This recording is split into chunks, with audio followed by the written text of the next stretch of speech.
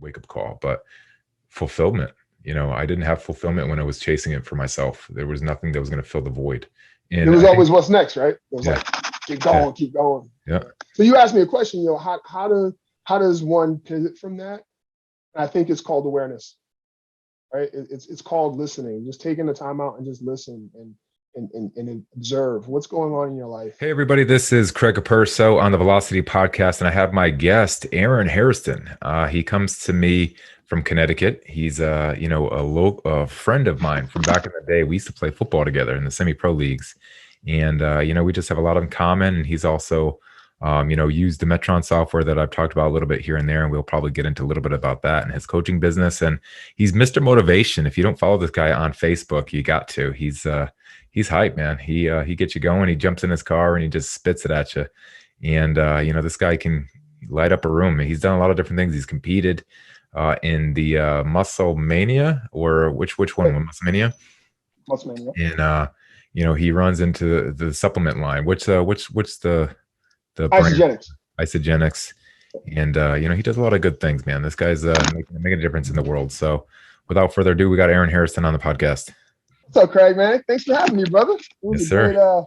It's a great surprise, man. You hit me up, was like, dude, let's do a podcast. I'm like, I'm all about it, man. Let's do it. I'm 10X in everything I do at this point in time. And I said, you know what? I got to get this guy on. He's going to be able to share a little bit insights for our listeners and just hopefully motivate somebody. Everyone needs it right now. And I kind of wanted a little talk about kind of journeys, different coaches been affected in different places, businesses, and, you're someone who, seems to thrive in all areas of what you do. Your background, let's talk about that, because it wasn't really in fitness when you started. You did play football like me in college, but, you came in, I think you had tech background, IT, right? Yeah.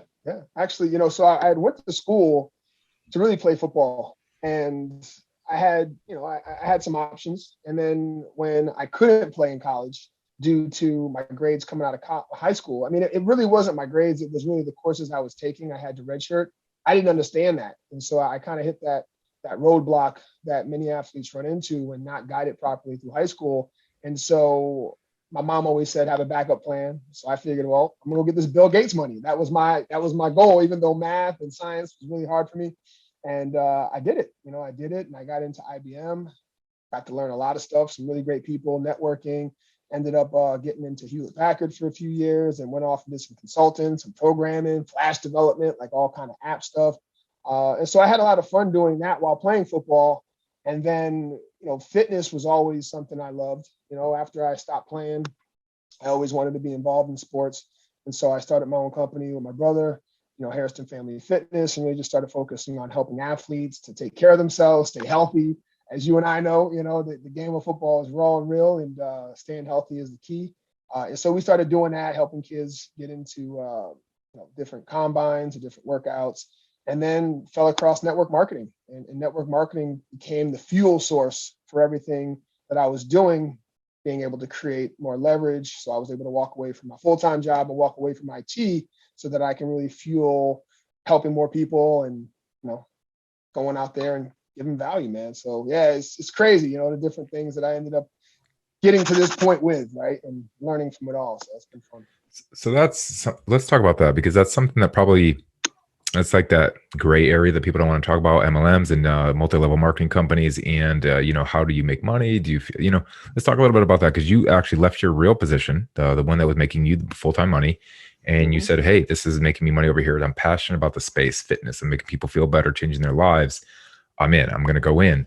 So how do you take that approach? How do you decide when to, walk away from it? Is there a systematic approach that you took? Did you have to make the same amount of money first in order to do it? Like, let's talk about that, because people probably get approached all the time. Oh yeah. I don't like to think anything is wrong until I'm proven that way. Obviously, people want to steer clear. They always say of these like systems and these approaches, but hey, they're making some folks money and they're changing people's lives. You can't really hate on that, because, I don't know if you're into the crypto space right now, but people are paying for artwork and these other things. And we'll talk a little bit about that. NFTs, crazy, man. And so like, if anyone's willing to pay a price for something, why not be something that's going to help somebody out? So talk to me about that.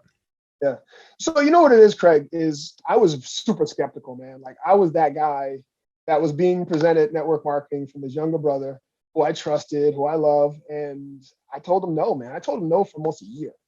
And he said, okay, right? But he kept coming back around and showing me what he was doing, showing me what was going on. And he asked me a very important question. He said, you know what, if you do what you're doing right now for the next 10 years, what quality of life would you have with your children? And I had to think about that for a minute, because when I was doing IT, the more successful I became, the farther I got from my family, right? I was flying all over the country, doing all these things, had a nice badge, right? Had a lot of significance, but I was away from my family. And that's never the dad I ever wanted to be. I always wanted to be involved. And as my children, well, my second child was born, that was where it was like, I really got to do something different. Because if I keep doing this, both my wife are out there in the workforce, my kids are being raised by daycares and after school programs. And I'm like, I really don't want that. Like, you know what I mean? I really don't want that. And I'm making good money. So what else is out there? And so that's when I kind of sat down with my brother and I said, you know what? I said, why not? Why not take a look? Right? What's the shame in that? Let's get educated. Let's figure it out. And so I decided to fly out to headquarters of the company, because I felt that if I was going to do something and my reputation was going to be on the line and I was going to dive into something, I'm either all in or all out. I can't juggle too many things without passion driving it. And so I needed to know, like, what was this? Like, I wasn't just going to take it from the videos and, some online stuff. I wanted to go see it for myself. And so I flew out to Arizona with him and spent a few days out there really exploring this company, because I liked what I heard. I like the philosophy of fueling people from the inside out. I love the philosophy of giving people options, leveraged income. And I also like the opportunity of being able to be the healthiest dad I possibly can be, because I knew that there was going to be a time where my kids were going to be looking at me and saying, well, what is daddy doing? Right. And if I just let myself go because I wasn't performing anymore, then what kind of role model would I be? And then I thought, from a money standpoint, I can't give my kids my job. Right. So if I build this career in IT, really, what am I leaving them besides money? Nothing, because they're going to have to figure it out. Right. And what if they don't want to do IT? What if they don't want to pick my brain? Now they're left with a little bit of money in the bank, you know what I mean? But now they got to figure out what they want to do. And so I said, well, what is this whole legacy thing, right? Leaving a legacy. And so that was the whole philosophy of the company and, some of their core values. And it really resonated with me. And after listening to a lot of different people's stories and things like that, that's what I loved a lot about, being introduced to network marketing, was the people, right? The people that were involved, especially in this company, were so genuine, so raw, so real, and so diverse, where they wanted to take this vehicle, because that's all it is, right? It's just it's a vehicle, it's a tool, and you can do with it what you wish. A lot of people become the tool, which really can sway people the wrong way. But if you just use it just like a car and say, hey, I want to get it from point A to point B and just drive it on the weekends, then you're really taking advantage of it, just like growing an asset. And so that's what really intrigued me about network marketing, Craig, was the asset part of it, creating leverage. And so I did something that most people wouldn't recommend. I left my job before replacing my income. And I did that because I've always felt that you can't row the boat in two different directions at the same time, right? And so if I was going to do something, I knew the best I can do with two things is 50% effort on both. That's the best I can do, right? And that wasn't enough, because from what I've heard, from the IT world or, building your own home-based business, you need to put in effort, man. You can't just expect a full-time income giving part-time time, like, in effort. Like, that doesn't work. We know how that is, right? You put part-time in the gym, you ain't going to win the championship. You're not going to win the game, right? So that was for me, man. I decided to jump, man. I leaped. And I had enough money kind of stacked away in 401ks, money that I can live on for a little while. And I just said, you know what? I'm going to just burn the boats, man. I'm going to burn the boats. I'm going to go all in, and this has to work. And it worked. I was able to replace my income in about 3 years. And then I was free. I was basically living the way I wanted to live, having a lot more time. My first child started school, and so he was in first grade, second grade, and he was able to have me there. And then my newborn, spent a lot of time. So my children have always known me to be home. They're like, what does daddy do? He's a network marketer. What's my daddy do? Oh, he's an entrepreneur. And that's the type of thing I wanted to leave behind, because I can give this to them now. I can say, listen, I'm going to leave this to you when you're 18. You can do with it what you wish, but it's going to grow with it without you. And so I think for me, it was the idea of leveraged income, creating an asset, and having multiple streams of income, and having this thing fuel the other things that I love, like fitness and doing personal training and online motivation and speaking and all that stuff. So it kind of became the the catalyst, you know, to a lot of things that I've learned and skills to be able to leverage my gifts and stuff. Nice, man. So one thing, guys, if you didn't pick it up, he said you can't give more than 50% effort to one thing, or you're going to be splitting hairs. But let me break that down, because one of my biggest flaws is taking on too many tasks and then not being able to present the night energy to make something scale or get a vertical, right? And so I just got off a podcast with my other host, and we talked about the three things that I kind of have my hand in, and it takes a lot from you. And so what he said is, I didn't even replace my income. I just went all in, because I know that if I'm going to be able to be successful at something and be the person that I need to be in this company, it's going to take my required effort. And I think that's what happens to too many of us out there, is that we're splitting ourselves thin, and then we're just being half good at something. And then where there's other people that are going all in on something, and you're seeing them, excel, and we're like, well, why can't I do that? Because you're giving half of the effort. Same thing in the gym, or same thing in these other places. So it takes, I took like 45, 50 days off of social media. I don't know if you saw, I just went ghost, and I was just like, I'm done, politically burnt out, emotionally, mentally, the whole nine. I was like, I'm just off for a while. I lost like 20,000 followers last year from just being Wow. crazy. And I said, you know what, let me just refocus, right? What is it that people follow me for? They're motivated by me for something, something I might be saying or something I might be instilling in them. But most people found me from my fitness programs. Most people found me from bodybuilding.com, Cellucor, competing in some capacity of that nature. And they liked that I was able to get them a result. And I said, you know what, I'm going to focus on back about getting people results. The only thing that's going to matter to me going forward in my presence online is about how can I get you a result? You're following me for a reason. I don't care. I'm not a comedian. I'm not a silly guy. I don't do things for likes. I'm going to get you a result. And that's all I'm going to focus in on. So that's what, like, my next, 2021 is going to focus on. How can I get everyone who follows me a result in some capacity of what I can give them? So kind of what you were saying in the same way is that I got to get myself a result. And the only way I can do that is by putting full energy into these things. And so I just want to call that out, because that was something to make mention. I think a lot of people are stuck in that limbo of juggling and trying to juggle their passion for juggling a job, or juggling, time for money. And these other things. But you also said, and I want to bring up, is that, in 10 years, what's that life going to look like? Am I currently happy in the job detail that I have? And I think we know the answer. I think most people listening are not happy in their current environment. And so, like, what is that? What is that why? And then doing that question and ask it, all the way down to, like, what is it I want to do? And then, will it pay me? And so you found something that was going to pay you to be passionate about your fitness and give you the purpose that you need, as well as the flexibility and lifestyle, which is awesome. So fantastic. Yeah. And you know what, Craig, it was a trial by error type situation, because I've always thought I can do multiple things and be good at it. Because even at half capacity, I was still good, right? So it ended up being poison to me. And I got to a point where there was a fork in the road, and I saw people surpassing what I wanted to do, and they were just crushing it. And I felt like, why am I not getting where I want to go? And then I had to do some reflection, and I saw the things I was doing, and I was like, how the heck am I going to get there if I'm doing this all day long?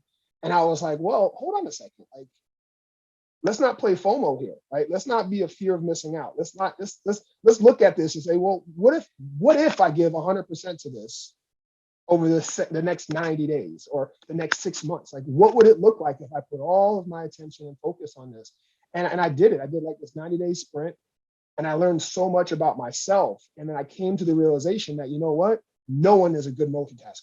No one. Like, you can be okay at it, but no one is going to excel at doing multiple things at the same time. Take one time at a thing. Do one thing at a time. And next thing I know, I started to frame my whole life like that, getting down to like how I schedule my time and what I do with my days and how I stay present in my family. Because you know what, if I'm running crazy all the time, really, what am I doing? I'm busy. And I love one of the quotes that I hold near and dear to my heart that Denzel Washington says. He says, "Don't confuse movement with progress." Because you think about it, you're like, I'm busy, man, I'm rocking, I'm going. But then if you look at anything, you're just running in a circle. You know what I mean? Just looking busy. So it was trial and error. And when I realized that if I wanted to go and become the person that I truly desired to be, which is a stay-at-home dad, someone who raises his children, his two boys right, really giving them something to follow and mentor and model, I needed to do things one thing at a time so I can teach them not to be addicted multitaskers, because it's a bad habit. Yeah, and you said a lot of things that hit home for me. My half has been good enough for most people, right? Like I've lived a life of so many different peoples, but I've never hit that upper echelons. I've always just done well enough, which has been able to surpass the average, but we've never been the average. So, um, a good book on this subject is Gary Keller's The One Thing. Mm, And his premise is focus on the one thing that you should do, not what you could do.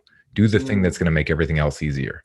And mm. so that premise of just focusing on that one area that's going to make you excel is something that I truly struggle with just as a, an entrepreneur, and just having put in so much effort and time into these other businesses. I don't want to let them go because I'm like, look, I invested X dollars, X time, and should I be doing anything with it right now? No, because this is my passion. This is where I'm focused on. And this is what I probably need to dump all my efforts into. But yet I have this and this and this. And it's like, so it's like investments. And it's like, okay, well, I should just put money in the stock market because then it could work for me, not trade my time for that. Let that thing do that. Right. So I know we want to talk a little bit about the stock market Heck today, yeah, man. I would and love to go that. And there. so my background, just so everyone's listening, I used to work on Wall Street. I was a Series 3 commodities broker, used to, sell people over the phone, kind of like boiler room style, but just not obviously illegal. But I used to do that back in Florida. And then I actually got my rights to trade on the floor as a commodities broker, derivatives trader, and was a market maker on the floor of the NYMEX. But anything I'm going to tell you right now, I'm not I'm not doing it for your purposes to follow my advice. We're just talking out loud. So That's don't it, man. follow anything I'm going to talk about in the next few minutes at all. So go ahead. No, it's What's for going fun on with you? only. Yeah, man. So here's something interesting, Craig. I've always been interested in investing, but I never took the time again to understand the game, right? To know there's some skills required to understand the game. And so I had got Google at IPO. That was my first introduction to the stock market. I actually got a phone call from a good buddy of mine from college. He was like, dude, today's the day. And I'm like, who is this? Why are you calling me? He called me up. He's like, dude, tell me you got some money stashed away. I told you to have some money stashed away from this company called Google. And I said, who is this again? He's like, hey, it's Jay. I'm like, oh, what's up, man? He's like, dude, it's launching today. So listen, open up yourself a little, brokerage account, put the money in there, dude, put everything in this company. And I'm like, all right. So I trusted him. I think I had like $1,000. And so I said, all right, cool. So I Googled, not Google now, right? So it wasn't Google at the time. So I went in Yahoo or whatever the heck it was. I don't know, AOL search, or I don't even know what it was. But anyways, I looked it up and I saw this company Google, and I'm like, oh, okay, cool. So I went in there and I bought like 8 shares and at 101. It launched at $85. I got it at $101. And that was it, right? And then like a couple hours later, it went to like 172, and then it dropped back down to like 115. And I was like, oh no. So I sold what I had. And then like 2 days later, I bought it back again, right? And so I had these 8 shares and I just held it. And I called my buddy up. I was like, what am I supposed to do now? And he's like, just hold it, man. Just hold it. Just hold it. Listen, it's going to be incredible. I was like, all right, whatever. So I held it. And it ended up going up and splitting, and I ended up with like 16 shares. And it was awesome, man. So I had this nice little 5-figure portfolio, and I was like, wow, this is really cool. But I didn't do anything from there. And I just kind of let it sit like that. And so when I made my leap, that was kind of part of the money that I ended up living on, which was really nice. Go figure, right? I made that little decision, and I ended up having a little money when I wanted to jump in 2013 from my full-time job to really go out and do my own thing. And so just recently, I would say probably in December, I had a couple buddies remind me. Actually, let me go back. I got into some crypto. I got into some Bitcoin around 7 grand. I put like $300-400 or whatever, and then I put another 1,000 in later. And then in December, things started really rocking, and I was like, "Whoa, this is real." And so I went to like 8,000, 9,000. I was like, "Oh, this is crazy." And at that point, I was like, "I need to know what I'm doing." I said, because right now, from what I was hearing, the market was going through a correction and everything was kind of I'm dropping. out. Nobody knows what they're doing in crypto. Continue. Okay, facts, facts, facts, facts. It's really it's foreign. But anyways, so I said, let me dive into this. I knew that the market was going to go through a correction, and I knew that there's going to be a clearance, and that's kind of how I understood it. Like everything was on sale, and so I got across a few home runs that people had hit on Macy's and GameStop, and I said, how did you even know about it? And they were like, listen, I'm following this dude on YouTube and, he's doing these challenges and he's really educating people. I'm like, all right, cool. So I dove all in, you know what I mean? As far as understanding, and I've been having a lot of fun, just really understanding what's going on.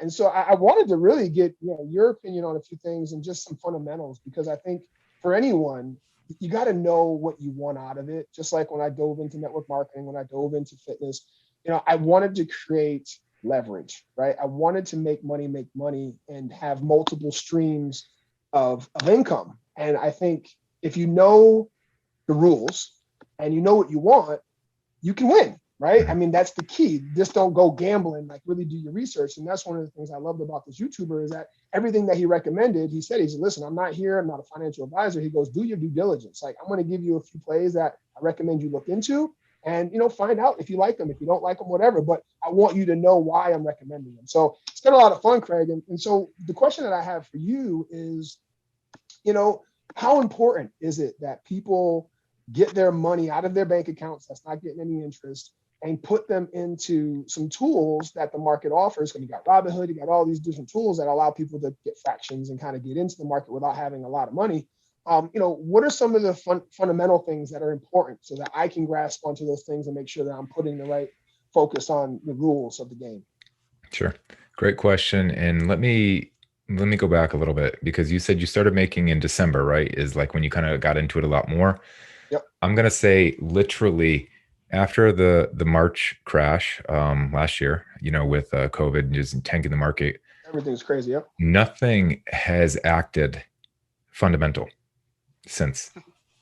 And when I say that, the fundamental supply and demand in the market, looking at the numbers, looking at specific indexes and different things of that nature, everything's just grown. Money's been injected into the economy, whether people needed it or not. It got given to them. So the cost of everything is going up. With more money in the market, you could charge more for your products. So inflation's even going up higher. You asked the question, is it important to put your money into money market accounts or some kind of a, stock benefit, bonds, et cetera, whatever, something to make more money than, money just sitting in a bank, earning zero interest for the most part, because that's, the lending rate's almost nothing. Yeah, it is, because the cost of inflation is going to go up. So that's why our parents, they're going to say, okay, well, I used to get gas for like a nickel or some kind of crazy thing. I used to buy bread for 5 cents or whatever it is. You know what I mean? Like that crazy story that you heard. Well, they're damn right, because the cost of everything was lower. And so inflation's gone up 2-3% each year. And then just the cost of goods have gone up. So in order to make your money actually be able to, be worth something, if you're leaving it in your savings account in a bank, then it's not going to be worth much. It's just going to keep going down. So you're going to see your buying power is going to go down, right? But to answer you right now, I'm a contrarian on this market. I have been, I always been. I don't know why. I just don't think things go up. Like I'm always the guy that wants to sell and then wait for the dip and then kind of buy it back. So I'm like the counterpuncher of the market. But I really think that we're headed for something crazy. I just think the market has not seen all the things that we're seeing. 1.9 trillion stimulus just got hit to the market. It's going to be flooding into the banks right now. It's going right to Bitcoin. Huh? People gonna put it right to Bitcoin, dude. It's gonna be insane. Yeah. Well, there's just a lot going on. Talking about even the way the banks and again, I'm just going to talk just in theory right now. So don't hold anything I'm saying to the word, but there's just a lot of big players thinking that the market's going to correct itself. We just saw an energy market. So I've been invested in green energy a lot, with the Biden administration and everything else. And I just think Tesla, solar and all these other things that are going on, fuel cell technology. Yeah. I think that's the future of the markets. So, with, the oil market kind of, getting pushed out, the pipelines being, we could see what the market and what the economy and what the world wants to do. So I wanted to make some investments into those futures. So I bought fuel cell, I bought into, Gevo, Plug, and these other companies. I made some good money on these ways up, but we saw recently, a big correction in the price point of certain things. Yeah. And I think it needs to be corrected. I think the valuations in some of these companies, especially IPOing, are just ridiculous. And so I think it's part of the money printing that's going on, the amount of readily available cash that's in the marketplace. And, I just think things are very expensive. I think there's gonna be a correction. So just be careful with the money that's in equities and things of that nature. On a side note, I do think crypto has a lot of play. And I would be focusing on your money on the utility coins, the ones that actually can do something versus just a retail investor pumping up a stock. The And altcoins. well, it's not the altcoins per se. There's one particular that I'm invested heavily into, but I would say, just look for something that's going to have staying power. So when you're asking me, how can I, give any advice to somebody, a company that has a good balance sheet, a company that, stock price per, sales of their annual sales, like for example, Zoom, terrible company on the balance sheet. The price of their stock compared to the price of their net sales or the gross sales, whatever you want to call it, is terrible. But you can only look at terrible versus another terrible company in the same sector. So when you're looking at two terrible balance sheets, you got to make sure that they're in the same sector and looking at something of that nature. But back in the day, there would be so many value companies that you put your money into versus these, high flying tech sector stocks that are just, just printing, on their stock balance sheet, et cetera. So just be careful with that kind of stuff, because I do think that, at some point people are going to look at it and say, these things are so overvalued, sold, right? So just be careful with that kind of thing. Options are another way to leverage some downside risk, buying puts, etc. Different derivative I played a couple strategies. options. I thought that was pretty cool, man. That was fun. I did one, and I got a little money. I didn't end up getting stuck with the premium, and it was great, man. I was like, wow. But I got nervous because it was too easy. So I said the next one I'll do, I got to understand a little more on how to play that game. But there's some really great possibilities. People have made too much money, especially retail traders. I'm on the side of Wall Street. Frankly, I know retail traders are like, the whole internet land is like retail traders versus Wall Street. I'm on Wall Street side because at least they go with fundamentals. At least they go with what makes sense. The rules. Right? Like it's supposed to work. It's supposed to work. Okay. This is supposed to go up because of X, Y, and Z, not because I pumped a stock on the stock market or it was a tweet and I decided to say, I'm going to go ahead and right. You don't want to make money on those things, although it's there and it's funny money, but don't be afraid. Don't get mad when you get smoked either. You know what I mean? Just because you got into locked up and you can't sell. Exactly. So, just know what you're doing. So I think a lot of people made a lot of money in this past year, which gave them the false pretense of optimism and the false ability to say, oh, I could do this again and I could do this again. There's a term, the markets will stay irrational longer than you can stay solvent. Remember that term. The markets will stay irrational longer than you can stay solvent. Oh, wow. Yeah, okay. So just know that this turmoil can continue and longer than you can actually fund it. So you keep buying dips, you're out of money and you're just long all this stuff that's going down. So, if you're going to see a market correction, just understand a dip might not be a dip. A dip might be just a slide. Right. Yeah. Like you said, just know why you're doing it. And I think one of the rules that I've set for myself when investing is why. Why am I investing in this? And it can't be about money. That can't be my answer. It can't be about making money. It's got to be about principles and standards and values, right? And so when I'm choosing based on recommendations or based on things that I'm hearing, the first thing I'm doing is I'm diving into the company itself. I'm looking at the owners. I'm looking at their philosophies, their product, and I'm understanding, like, would I buy it? Would it be something that I would bring into my home? Would it be something that I would speak about? And if it is, then maybe I should, nibble at it a little bit and make sure that it's something that I believe in versus just gambling and just throwing things out there. I tell these young guys all the time, like, just don't take your whole stimulus check and just throw it in the market and not know what you're doing. I mean, you could probably have a really good opportunity, but, just make sure that you're leveraging things that you're believing in. And that way you'll kind of stay true to the game. I think that even have a strategy. So for example, like even my experience in the market, I kind of let myself, as much as I like the green energy stuff, on the way up, I was buying and selling and trying to take profits and saying, okay, where's the pullback? It didn't pull back. So it just kept going up. So then I said, okay, well, I like this energy. I like the stock. I like this, so I'm going to just leave it in. And then it went up and then it pulled back. So then I was like, shit, here we go. It just cost me. And I missed some of that extra on the subset. I literally today, I only have 2 positions on right now in the market, a call spread that I was just, I was already long one side of it, wrote up some stocks, and just did some things. I'm okay. Well, I'm going to do this and I'm out, because what's happening for me personally is I've been spending a lot of more energy on that, looking at the markets, trying to figure things out and saying, okay, that's not where I'm making money or should be making money. That's an investment strategy long-term. Buy it, hold it, not worry about it. Do I want to go back to day trading or doing something of that nature? Then fine, let me do that as a job. But I shouldn't be doing that while I'm doing these other things that I should be focusing on. To the beginning of your point of your conversation, where should I spend my energy? So, I found myself personally getting sidetracked, and I said, I'm out. I'm liquidating this stuff. I'm going to go throw it into a position where I'm going to just shut my eyes on and open it up in a couple months and be like, oh, that's sweet. Yeah, and to that point, that's exactly how I was seeing it. Is it, it's a 1 to 3 year game. I'm investing in things long. I'm not looking for short wins, short home runs. I'm really investing in things that I believe in, that I know is going to be around. But I also want the positions in there so that it's just like anything else you invest in, it's going to grow over time as an asset. So yeah, really good point, man. And I think it's important to remember that either you in or you out, or what type of in are you in, because you can easily just throw your stuff away and be like, damn, I spent a lot of effort. And social media doesn't help either. So if you're on Twitter, you're on YouTube, or all these things, they start looking at what you're watching. Then they're starting to feed you all these posts of all these people like pumping up things. So for example, like XRP, I don't know if you're into Ripple. I am on the cryptocurrency side of things, but I like the asset as a utility, or the coin as a utility. So I'm a long time player there. I've been in it for a while. I was in it since 17, out and in, but I've always come back to that coin because I feel like it's undervalued, etc. And it hasn't pumped like all these others. And with SEC regulations, I just think it has the most opportunity to the upside.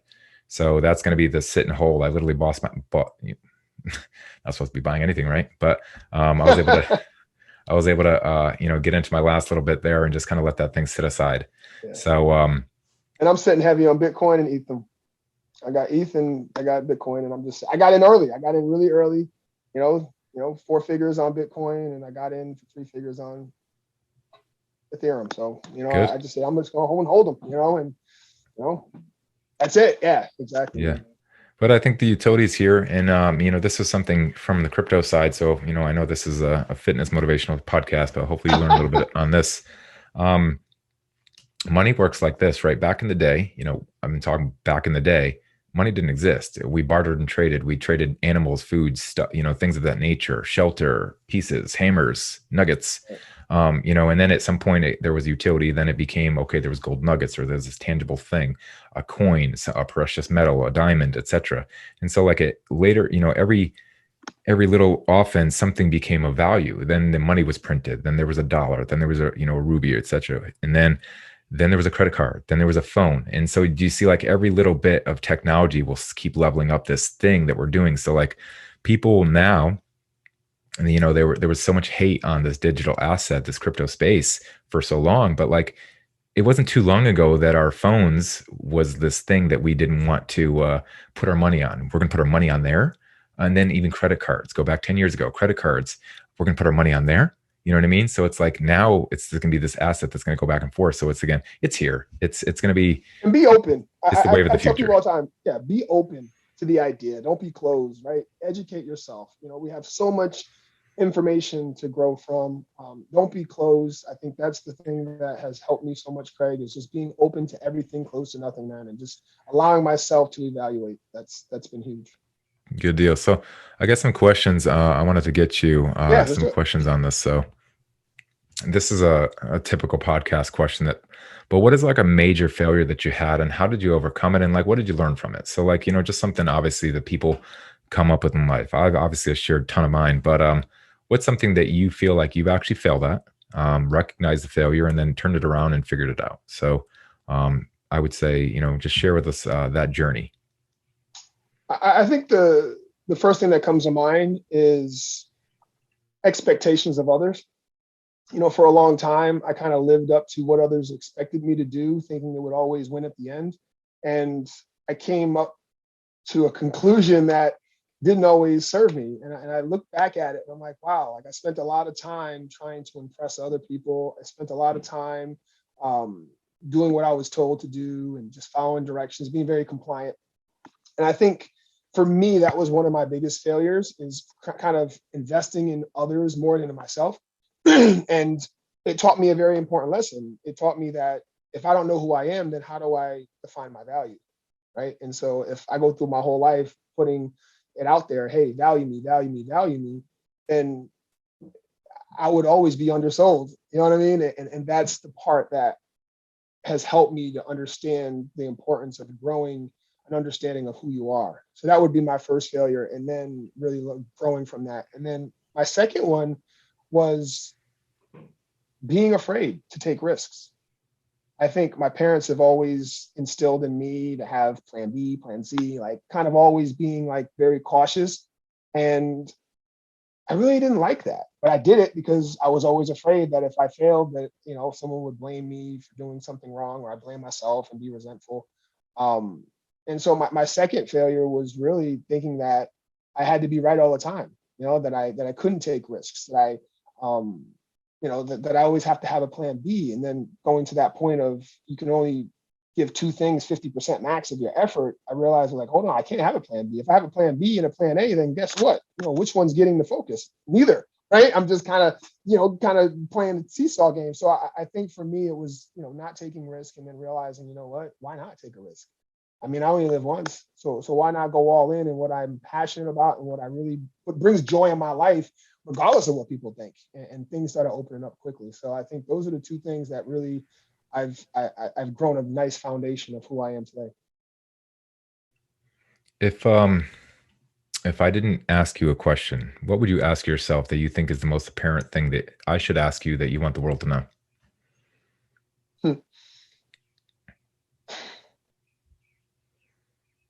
What would be the layup question that you want them to know about you at this point in time? Or what is the thing that you want to leave your mark on right here, right now? I guess it would be, at the age of 43, what's been your biggest lesson? What's been your biggest your biggest breakthrough? And I think for me, it was possibility, right? I think opening yourself up to everything and being closed to nothing. I think I stole that from Dr. Wayne Dyer, but I've really embraced that because I think for most people, they've lost belief and hope. You know what I mean? They've lost the dream that they had when they were younger. And, there's so many successful people that will remind you that that desire that you had inside of you was proof to you that it was yours already, right? But you decided that you weren't willing to invest in it because of that failure or that letting go of. And so I think for me, the biggest thing, if anybody wanted to know at the age of 43, what I've found out so far is it's possible, man. It's possible to live your dream. It's possible to go for it. And it's important that you go for what brings you joy and happiness, because if you don't, it's, I think I heard a quote the other day. It said, people are so rich, all they have is money. And it's so crazy if you think about that. It's like, geez, really, what are you living for? So, live for the joy that life brings you in your life, not for the significance that, external sources give you. That's solid. So you've had success on multiple fronts. You played football. We played together. You were a great athlete on the team. You've done well. You've competed and won. In those extracurricular activities, what would you say is your biggest thing that's made you who you are today? And what would you advise your son or others to go into with those experiences? Because were they experiences that you wish you had kept, or should you have focused your energy in some other places? As like we have young kids now. I got a 5-year-old. You said you got an 11-year-old, right? 11 and 6, yep. And so, what mistakes or ways that we've wasted our time could you call it, or experiences that would develop character? So help the other fathers and mothers out there who might be listening, maybe direct some energy towards, dreams fulfilled, dreams should have never had even been taken, maybe a push, a guide, etc., from your successes. So run with that for a little while. See what you got. Yeah. Well, the first thing that comes to my mind, Craig, is put God first. I've always been a spiritual being. I've always been one to let go and let God. And in those moments during football, really rough days, all the way up to getting paid to play and, injuries and just not happy with, my performance, letting go and letting God and just saying, you know what, Lord, I'm being the best I can, or am I, right? In the platform that I'm in. And so from the sports standpoint, it was never really the game. It was more about, the kids that I met after the game and, being an inspiration to these kids because I played the game. Yeah, it was fun, but I think the message for me playing sports was really to be a possibility for others to see, hey, you know what, if he can do it, I can do it, and giving inspiration there. Um, so yeah, Where did really you putting learn God. that? Because I know you and I are fierce competitors, and we competed in the same position as well. And we're Absolutely. both very much the top of the team. So when did you feel like you learned that? Because I could tell you and I both didn't have that epiphany at the time. So No, when did you no. feel like that has come up? Uh, Well, get a little clearer. Like, what are you asking? Well, you just made a statement that, at the time, in retrospect, looking back, you're going to say, I wish I could have, or not wish I could have, but just like in reflection, it's making sure that I can forgive myself for a bad day or etc. And just But know that I'm playing the sport and I'm lifting my brother up and I'm enjoying this opportunity. It's kind of like enjoying the moment versus looking for the victory in the moment. yeah. Does that make It, sense? And I think oh yeah, yeah, I get very much sidetracked of the victory in the moment versus enjoying the journey. And yeah. I think that's something that steals time, steals pain, steals pride, steals all these other things away from you when it's like you've heard it, they've said it. How do we instill it? Right. Oh, it's difficult. As an athlete, you you you have to. It's part of the rules to have a chip on your shoulder. Like you can't go in being a being a volunteer. You got to go in with a warrior mindset, especially in football. Because it's a battleground, man, and it's not like any other sport. As far as I'm concerned, I think it's an elite level sport. As far as physically and mentally. So you got to be a fierce competitor to be well at any level of sports and football. Um, I think for me, Craig, it wasn't until I I got married and started to put things in perspective of my life and what I was doing because you know I was still living for myself and I wasn't living for God and I wasn't living for my family because it wasn't in the forefront. It wasn't on my focal point. It was win, right? It was be the best because that was instilled in me as a youth. And so my parents, my coaches was like, dude, you got to win. You got to go. It's all up to you. And I loved that. I loved it. But when I started to live in the real world, what I mean by that is when I was playing with other people that weren't playing the game, it didn't work, right? Now it was arrogance. So you're just a jerk athlete. You're just a jock. You're all about significance. That's when things started changing. And I think for me, it was when my love of my life said, it was like, Aaron, like, hello, you know what I mean? Like, it's time for you to be a human being. It's time for you to you know, kind of live in the moment. I said, oh, wow. So it wasn't until that transition where I started to lose what I really loved on the outside of football that I had to start looking at the game of like, what am I doing? And then I got hurt. I got hurt really bad. And when I got hurt really bad, because I was right there, I was going to the New York Giants. And when I got hurt, it was a reality check that just like that, the message is this is done. And so now it's time for you to move on. Don't forget what you've learned here and take this as a stepping stone versus a regretful moment. And that was part of that pill that I had to swallow while I was laying in the bed and sitting there like, wow, I'm never going to play ball at the level I wanted to play again. That was when the reality hit. And so I had my love standing there. And even though I wanted to fight back, get back on the field and say, listen, I can do this again. It was that reality moment of having this loved one care so much about me, even if I wasn't playing again, tell me, hey, listen, like, Aaron, you are a human being and your body can only do so much. So if this is a moment where you need to pivot, then maybe you should pivot, and take that fuel and that energy into something even more based on this foundation. So that was kind of that transitional point for me to really start to realize that, there's other things in life that I can also be good at, not just banging my body up. Nice. And I think listening to you, I could hear some things on my own journey is because I'm writing, marketing letters and sales letters, and it's kind of like one of my lines is like everything I've done up to this point was about me. And then there's a place where it's like then you give back, and it's whether it's giving back to the audience that's followed you or this opportunity like me, bodybuilding.com, and these things that I was able to achieve. Um, there's this pay it forward, and then there's also the family that's going to say, okay, hey, this is not the trophy you made it. this is the trophy you made it, because now this is what your legacy is going to be. You're going to leave this thing, this being, this family, this unit. So for me, I literally had my daughter and it changed everything. And then also there were some faith principles that kind of hit me, and, some of the things that just made me outside myself. And so that was also a good wake up call. But fulfillment, I didn't have fulfillment when I was chasing it for myself. There was nothing that was going to fill the void. And it was always what's next, right? It was yeah, like, keep going, keep going. yeah. So you asked me a question, how does one pivot from that?